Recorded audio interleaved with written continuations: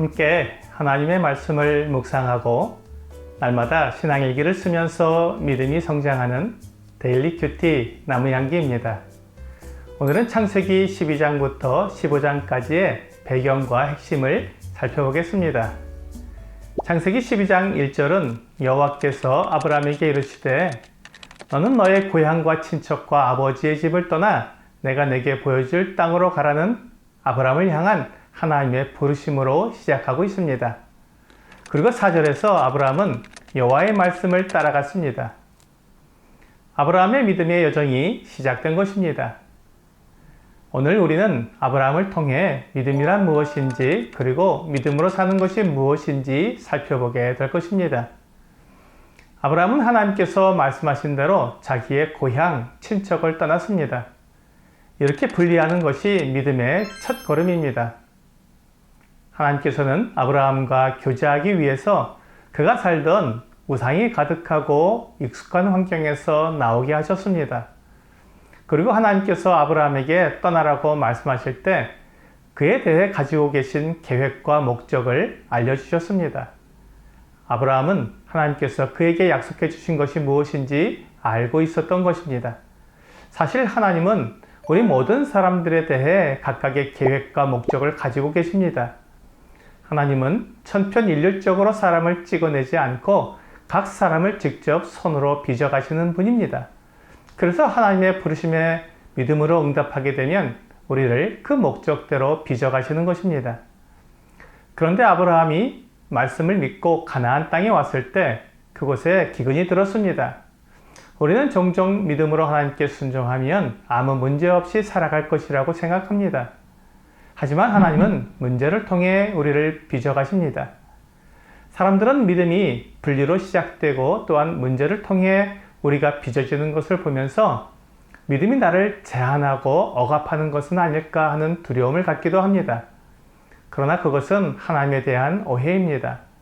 분리는 하나님께서 우리에게 최고의 것을 주시기 위해 우리가 가지고 있는 헛된 것을 버리게 하시는 것입니다. 아브라함이 기근을 피해 애굽으로 내려왔을 때 실패와 부끄러움을 겪게 됩니다.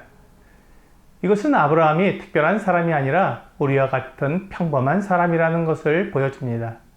하나님은 특별한 사람만 부르시는 것이 아니라 누구든지 부르셔서 하나님과 교제하며 믿음의 길을 가게 하십니다. 13장에서 아브라함은 또 한 번 분리를 경험하게 됩니다. 조카 롯이 하란에서 아브라함을 따라 나왔습니다. 이제 아브라함과 롯은 모두 큰 부자가 되어서 많은 가축을 가지게 되었습니다.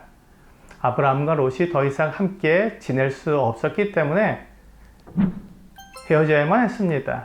아브라함은 롯에게 우선권을 주어 어디든지 선택해서 떠나라고 배려해 주었습니다. 그러자 롯은 소돔 들판을 선택해서 떠났습니다. 그곳은 물이 넉넉하고 짐승을 기르기에 알맞은 곳이었습니다.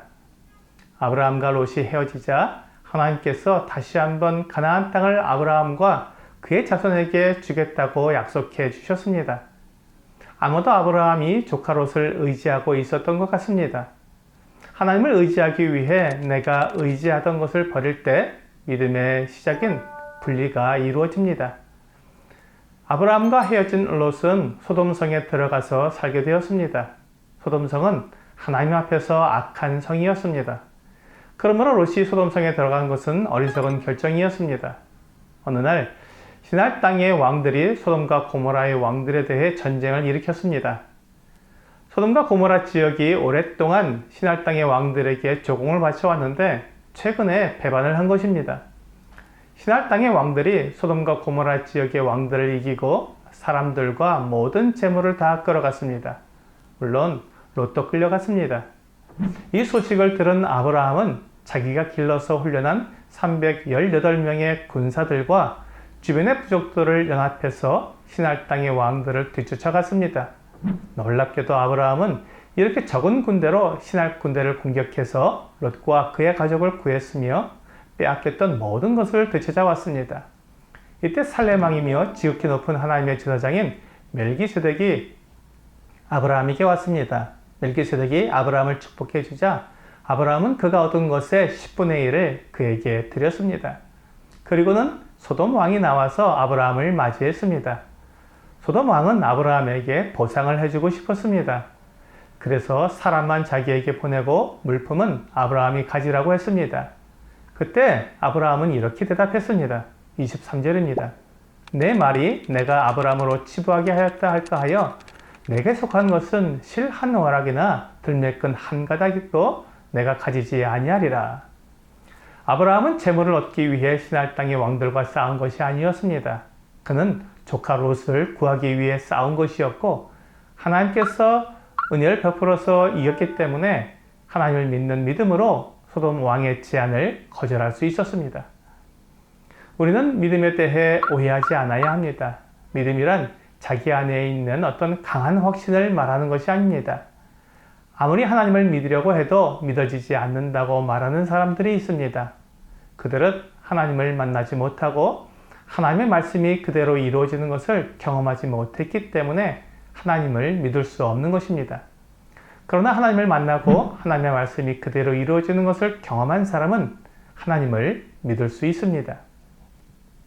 아브라함은 하나님이 말씀하신 것들이 그대로 이루어지며 하나님이 함께 해주시는 것을 경험했기 때문에 하나님을 믿을 수 있었던 것입니다. 지금도 하나님께서는 우리가 하나님을 믿을 수 있도록 우리와 함께 하시며 하나님의 말씀을 역사 속에서 그대로 이루시고 계십니다.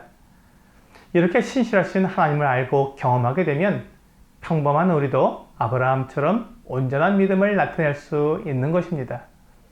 15장 1절은 이후에 여호와의 말씀이 환상 중에 아브라함에게 임하여 이르시되 아브라함아 두려워하지 말라 나는 내 방패요 너의 지극히 큰 상급이니라 라고 말씀하고 있습니다. 아마도 아브라함은 그가 싸워 이긴 시날 땅의 왕들이 다시 공격해 오지는 않을까 두려워했던 것 같습니다. 그래서 하나님은 아브라함에게 하나님을 믿고 담대할 수 있도록 말씀해 주신 것입니다. 아브라함은 이 말씀을 통해 그를 보호해 주시는 하나님을 믿었습니다.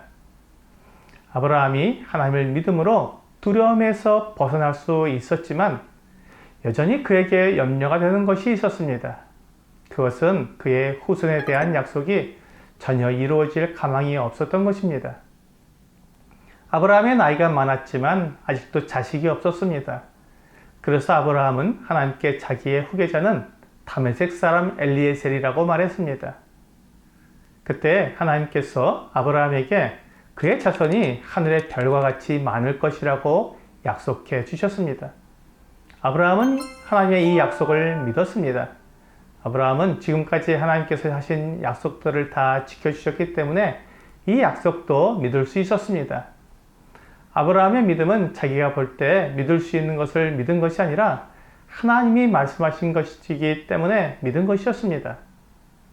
6절에서 아브라함이 여호와를 믿으니 여호와께서 이를 그의 의로 여기시고 라고 말씀하고 있습니다. 아브라함은 자신의 거룩한 행실로 의롭게 된 것이 아니었습니다. 아브라함은 행실이 거룩한 특별한 사람이 아니라 우리와 같이 연약하고 실수가 많고 죄를 지을 수밖에 없는 평범한 사람이었습니다. 하지만 아브라함은 하나님을 믿었습니다. 아브라함이 하나님 안에 보호받게 되었고 하나님의 의가 그를 덮은 것입니다. 이것이 아브라함이 얻은 의입니다. 창세기 12장부터 15장에서 우리가 배운 것은 우리가 하나님이 어떤 분인지 알고 경험하게 될 때 그분의 말씀을 온전히 믿을 수 있다는 것입니다. 하나님은 말씀하신 것을 반드시 이루어 주시는 신실하신 참 하나님이십니다.